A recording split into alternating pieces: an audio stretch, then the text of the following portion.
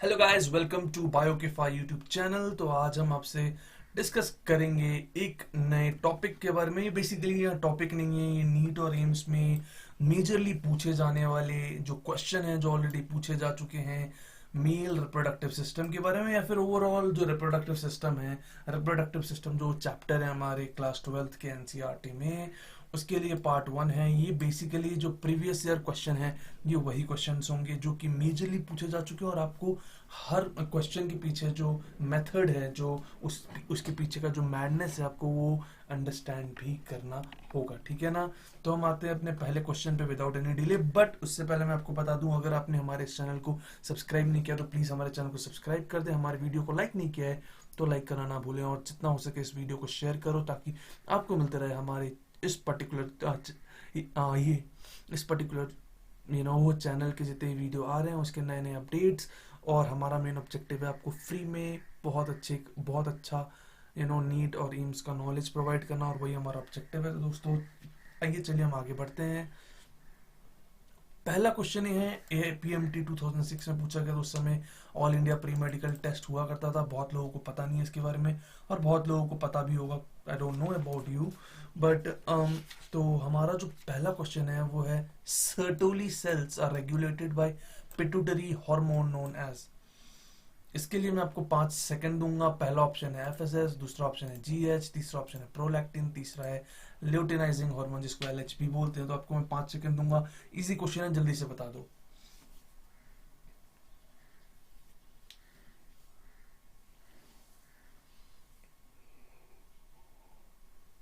Okay तो आशा करता हूँ आपने इसका आंसर दे दिया होगा। नीचे कमेंट में आंसर लिखते रहो, है ना। उसके बाद फिर आंसर क्रॉस चेक कर लो, जो मैं आपको आंसर बता देता हूँ फिर। तो इसका जो राइट आंसर है ना यार, इसमें मैं आपको इसको बता दूं। इसको हम लोग बोलते हैं फॉलिकुलर स्टिमुलेटिंग हार्मोन, इसको हम लोग बोलते हैं ग्रोथ हार्मोन, इसको हम लोग बोलते हैं प्रोलैक्टिन, इसको हम लोग बोलते हैं ल्यूटिनाइजिंग हार्मोन। बट यहाँ पे सर्टोली सेल्स का बात हो रहा है। सर्टोली सेल्स ह्यूमन मेल के टेस्टिस में होता है, और उसके अंदर बेसिकली ये जो काम करता है ना वो एफएसएच के अंतर्गत करता है। एफएसएच के कारण ही करता है, क्योंकि ये रेगुलेट करता है बेसिकली पिट्यूटरी हार्मोन से ही एफएसएच रिलीज होता है, जो कि एफएसएच भी होता है और एलएच भी होता है। बट सर्टोली सेल्स के लिए जो जो वो काम करता है वो है एफएसएच ओनली। तो ठीक है ना, ये एक अच्छा क्वेश्चन है, आपको आ जाना चाहिए क्वेश्चन। ठीक है, हम आते हैं अपने नेक्स्ट क्वेश्चन के ऊपर। Withdrawal of which of the following hormone is the immediate cause of mensuration. Mensuration के लिए कौन सा कॉज, इमीडिएट जो होता है कॉज होता है अब मेंसुरेशन के लिए, किस हार्मोन के विड्रॉवल के कारण। फर्स्ट ऑप्शन है ईस्ट्रोजन, दूसरा एफएसएच, तीसरा एफएसएचआरएच, चौथा प्रोजेस्टेरॉन। इस क्वेश्चन, ये भी बहुत इजी क्वेश्चन है, नीट में इजी ही क्वेश्चन पूछे जाते हैं। तो इसका आंसर आप जल्दी से दे दो मुझे।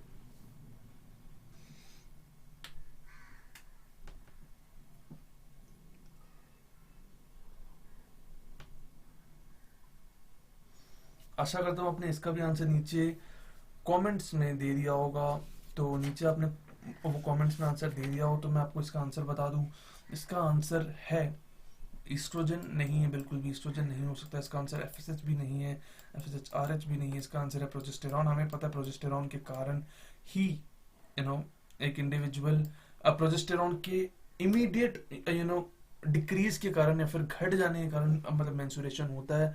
तो हमें पता होना चाहिए। बहुत अच्छी बात, आपने इसका आंसर भी राइट दे ही दिया होगा। हम आते हैं अपने तीसरे क्वेश्चन के ऊपर। In human female menstruation can be deferred by the administration of which of the following, FSH only, LH only, combination of FSH and LH, and combination of estrogen and progesterone. तो इसका answer अगर आपने पिछला answer दे दिया है या फिर पिछला आंसर एटलीस्ट आपने समझ भी लिया है तो आप इसको आराम से दे दोगे। चलो इसका आंसर देखो और जल्दी से बताओ क्या होगा इसका आंसर।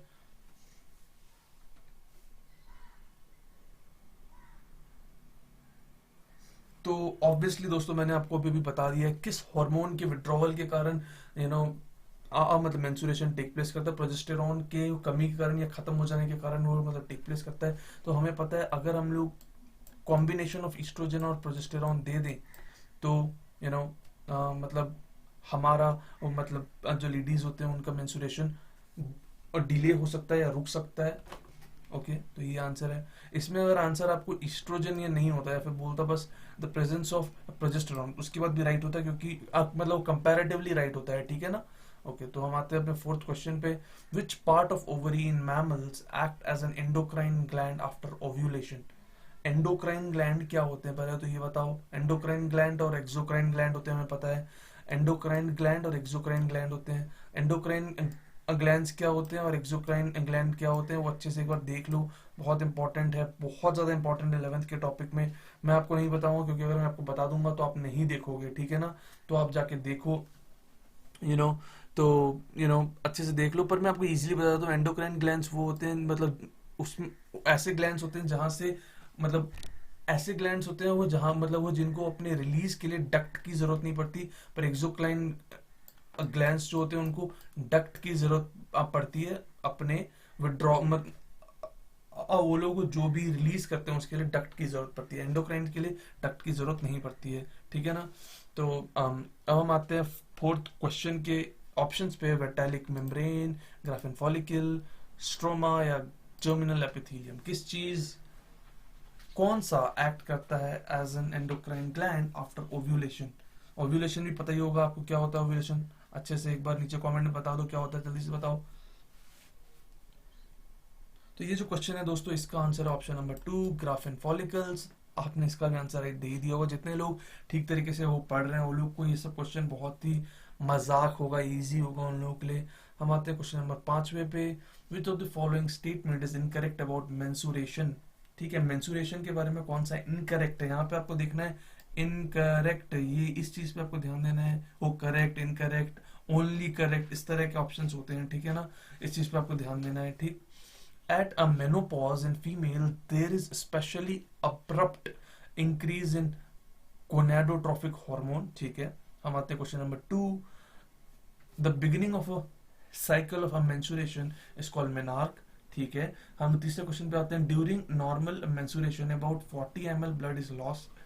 आते हैं हम अपने फोर्थ क्वेश्चन के ऊपर। The menstrual fluid can easily clot. तो आपको इस क्वेश्चन के लिए 5 सेकंड का मैं वक्त देता हूँ।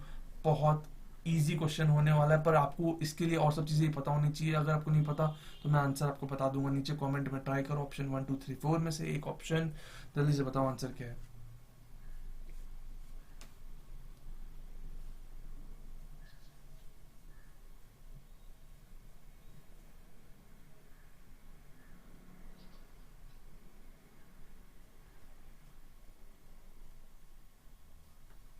तो आई होप आपने इसका भी आंसर राइट दे ही दिया होगा। चलो अब हम इसमें क्वेश्चन में डिस्कस करते हैं।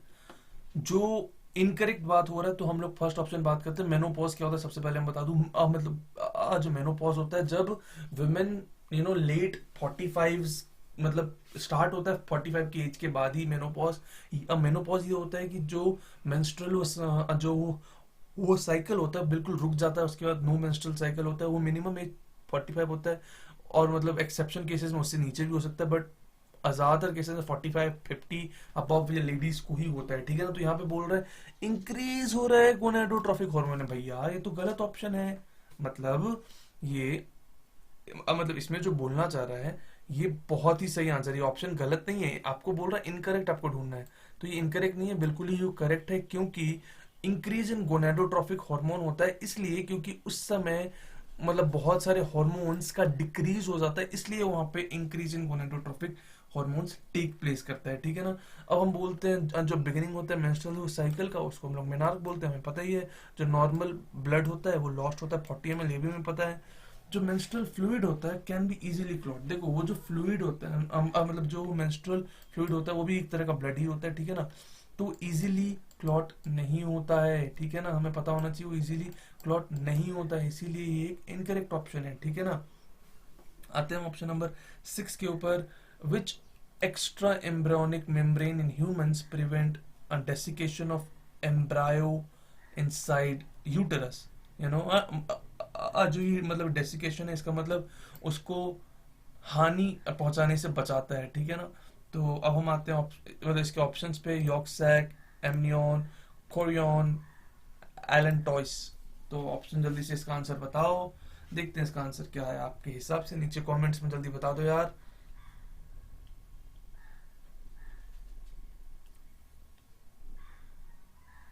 बिल्कुल सही दोस्तों, आपको इसका आंसर आ ही गया होगा, मुझे जहां तक लगता है हमें पता है यॉर्क सैक नहीं होगा, और आंसर है एमनियोटिक फ्लूइड होता है, ठीक है ना, एमनियोटिक फ्लूइड।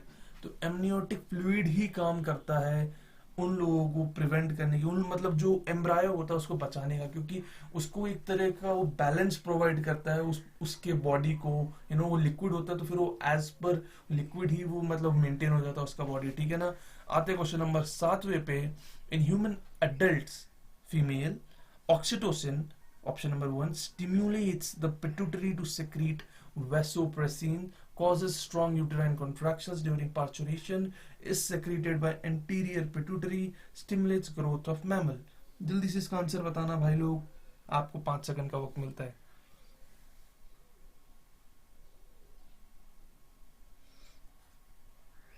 अब आप मुझे बोलोगे कि आप सर बहुत ही इजी क्वेश्चन पूछ रहे हो, आप तो ये पूरा मतलब कंपटीशन का लेवल ही बिगाड़ रहे हो।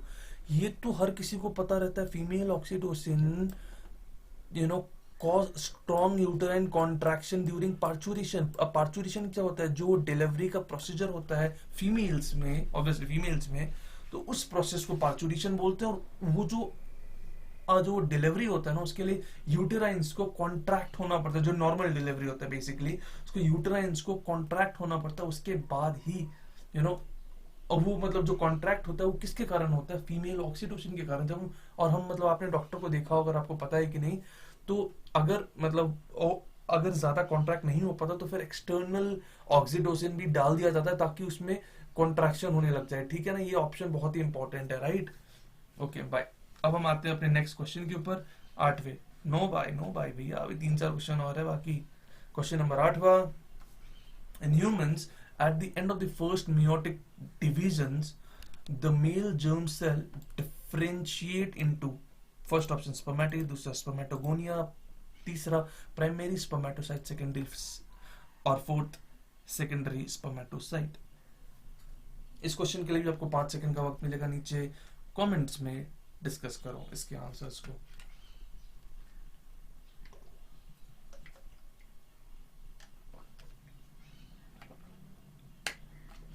ऑब्वियसली दोस्तों आपने इसका आंसर राइट दे दिया होगा, इसका आंसर है सेकेंडरी स्पर्मेटोसाइट। हमें इसका जो साइकिल है ये मतलब इसके पीछे लॉजिक नहीं है, आपको जो इसका एक फ्लो चार्ट टाइप का एक फोटो है हमारे एनसीईआरटी के बुक में, आप उसको रट लो, बहुत इजी है, एक बार देख लो। अगर कोई डाउट हो तो प्लीज हमें बताओ कमेंट में, उस पे एक वीडियो में बना दूंगा।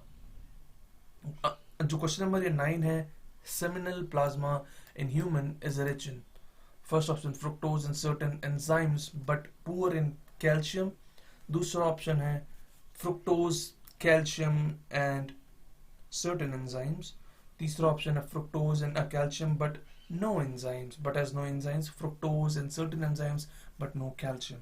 तो ये ऑप्शन बहुत ही अच्छा है, बहुत ही आसान है, इसका आंसर आप जल्दी से बता दो, देखते हैं क्या आप बताओगे, ठीक है ना।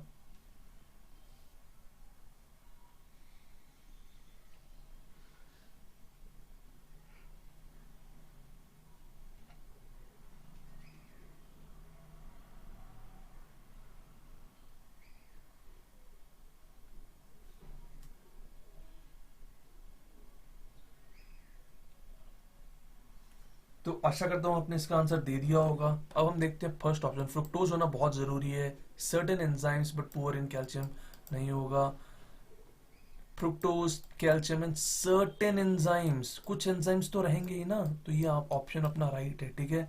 Fructose and calcium but no enzymes, ये पॉसिबल ही नहीं है, बिना एंजाइम्स के पॉसिबल ही नहीं है। Glucose, certain enzymes and no calcium, ना ना ना।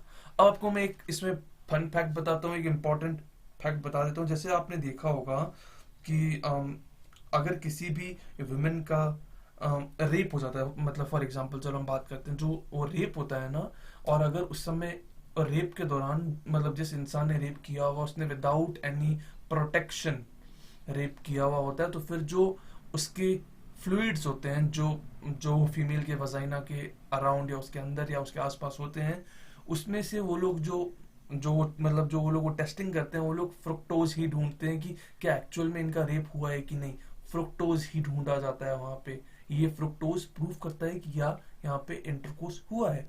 और फ्रुक्टोज अराउंड अगर मतलब वो सफाई नहीं किया जाए तो फिर अराउंड 12 से 24 घंटे तक वहां प्रेजेंट होता है, ठीक है ना। तो ये इंपॉर्टेंट फैक्ट है, ठीक। इसीलिए बोलते हैं अगर आपके साथ वैसा हुआ है तो आप as soon as possible police के पास जाओ केस करने, राइट। हम आते हैं अपने नेक्स्ट क्वेश्चन के ऊपर, आखिरी क्वेश्चन के ऊपर आज के इस लेक्चर का। तो चलिए देखते हैं। Given below is a diagrammatic sketch of the portion of the major productive system. Select the correct set of the names of the labeled part. ABCD बता दो यार, मैं इसका ऑप्शंस नहीं पढ़ूंगा, बहुत ज्यादा कंफ्यूजिंग हो जाएगा। जल्दी से बताओ, देखते हैं तुम्हें पता है कि नहीं।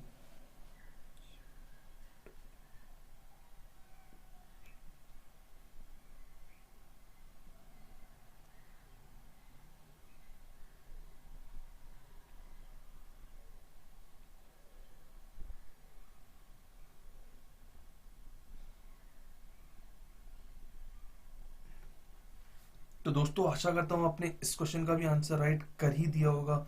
इस क्वेश्चन का राइट आंसर है, इमेजिन करो ऑप्शन नंबर 3। देखो ये जो फर्स्ट पार्ट है ना, ये इसको बोलते हैं हम लोग वास्ट डिफरेंस, ठीक। अब वास्ट डिफरेंस एक पाइप टाइप का होता है, बोल सकते हैं एक डक टाइप का होता है, जो कि उसको कैरी करके लाता है। सेमिनल वेसिकल फर्स्ट पार्ट जो ये है, ये और ये, इसको सेमिनल वेसिकल बोलते हैं, ये और ये, ठीक है। फिर हम बोले जो प्रोस्टेट ग्लैंड होते हैं, ये और ये प्रोस्टेट ग्लैंड है। फिर जो ये छोटा सा है इसको बल्बो यूरेथ्रल, इसको ये बल्बो यूरेथ्रल बोलते हैं। तो दोस्तों आशा करता हूँ आपको ये वीडियो बहुत अच्छा लगा होगा, और अगर आपको वीडियो अच्छा लगा है तो प्लीज हमारे चैनल को लाइक करना ना भूलें, शेयर करना ना भूलें हमारे इस वीडियो को, और सब्सक्राइब करना ना भूलें, और बाजू के घंटे के बेल आइकन को भी दबा दें ताकि आपको मिलते रहे हमारे वीडियोस के अपडेट जल्द से जल्द, as soon as possible. Thank you for watching.